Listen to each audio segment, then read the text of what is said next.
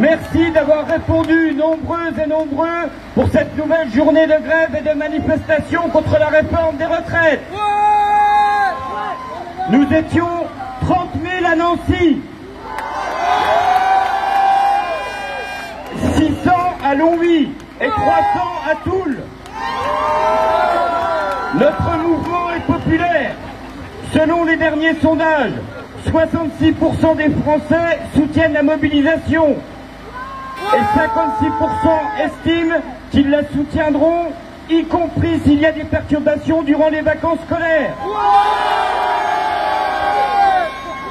Nous avons encore beaucoup de travail devant nous pour aller chercher les 46% des Français qui nous soutiennent sans participer au mouvement.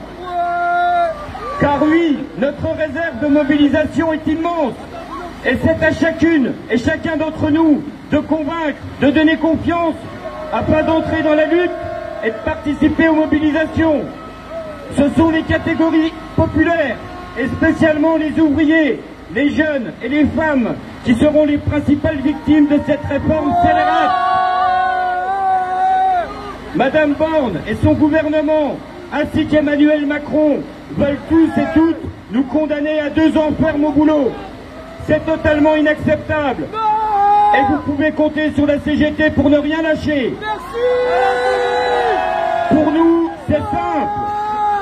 Pas une heure, pas une journée, pas un mois, pas une année de plus au boulot. Et je rajouterai même pas 1 euro de moins sur les pensions. Le débat en commission vient à peine de commencer et le gouvernement n'a déjà plus d'arguments pour justifier les raisons objectives de la nécessité de la réforme. Ils nous auront tout fait et ils n'auront reculé devant rien pour convaincre l'opinion. Rappelons-nous, au départ, il s'agissait au choix de sauver les retraites, de financer les dépenses en faveur de l'environnement et désormais d'assurer l'équilibre du système. Tout cela est de la fumisterie. L'objectif du gouvernement est clair. D'une part, faire plaisir à Bruxelles et d'autre part, assurer des dividendes toujours plus juteux aux actionnaires. Contrairement à ce que pense Gérald Darmanin, nous ne sommes pas des fainéants. Et nous, souvent, notre travail, on l'aime. Et si on veut qu'il soit bien fait, rester jusque 64 ans, ce n'est pas raisonnable.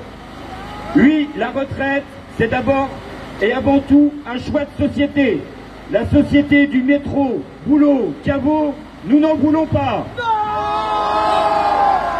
Oui, nous l'assumons, il y a une vie après le travail. Et ce n'est pas une lubie d'aujourd'hui.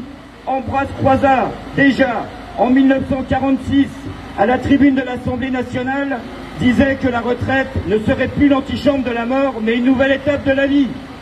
Alors ce n'est pas 12 malheureux milliards à l'horizon 2027 qui vont nous faire bosser 2 ans de plus. D'autres solutions de financement existent.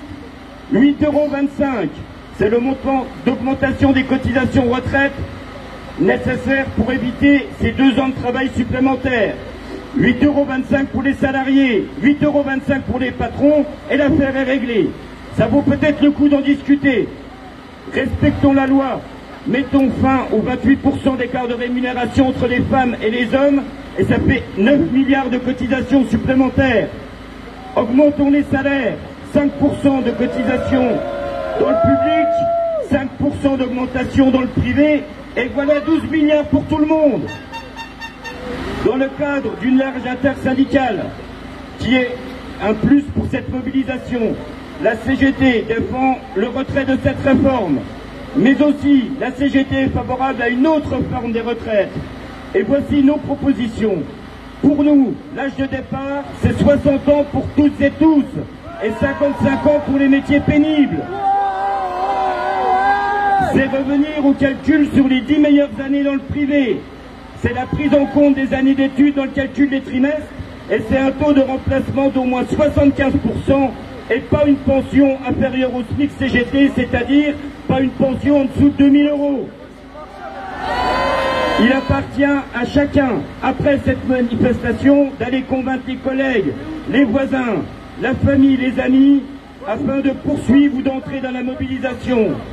La CGT appelle à la tenue d'assemblées générales dans les entreprises et de mettre en débat avec les salariés les modalités d'action, notamment la mise en place de piquets de grève et la reconduction des mouvements d'un jour sur l'autre. Camarades, c'est tous ensemble, unis et solidaires, que nous serons capables de faire reculer le gouvernement et d'imposer une société plus juste et plus solidaire. On ne lâche rien. Bonne suite de manifestations.